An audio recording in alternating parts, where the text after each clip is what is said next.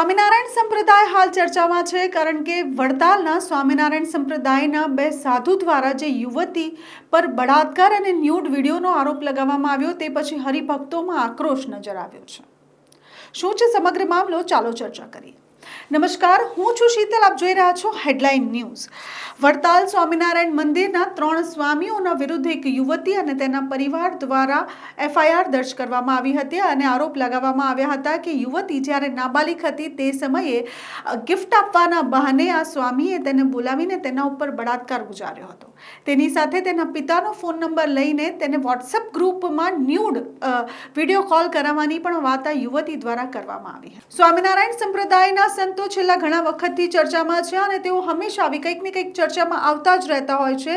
તેઓ સગીર યુવાનોનું brain wash કરતા પણ નજર આવે છે। ઘણી વખત તેઓના આવા વિડીયોઝ અને MMS પણ લીક થતા હોય છે। આ વખતે દરેક હરિભક્તો જે છે તે આક્રોશમાં છે અને હરિભક્તો વડતાલ સ્વામિનારાયણ મંદિર પહોંચ્યા છે। સ્વામિનારાયણ મંદિર પરિસરમાં જઈને તેઓએ સ્વામિનારાયણ સંપ્રદાયના વડાઓને એક આવેદનપત્ર આપ્યું છે। તેઓએ કહ્યું છે કે આ જે બાવાઓ છે તે સાધુ સંત બની જાય છે અને તેના પછી લીલા લહેર કરે છે।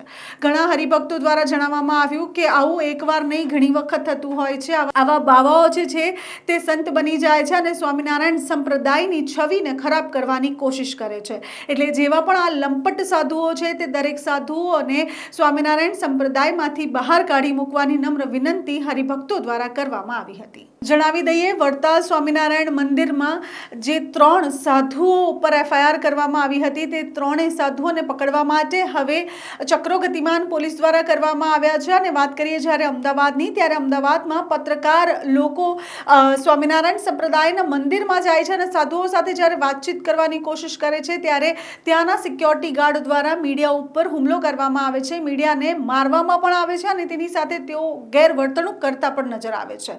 જ્યારે એક રિપોર્ટરે સ્વામિનારાયણ સંપ્રદાયના સાધુઓને પૂછ્યું હતું કે આ જે વડતાલમાં બની રહ્યું છે એ કેટલું યોગ્ય છે અને આવું શા માટે થઈ રહ્યું છે, ત્યારે 3 સાધુઓ જવાબ આપતા ટળ્યા હતા। એક સાધુ સાફ શબ્દમાં કહેતો દેખાયો હતો કે મને કંઈ સંભળાતું નથી, હું ગુંગો અને બહેરો છું।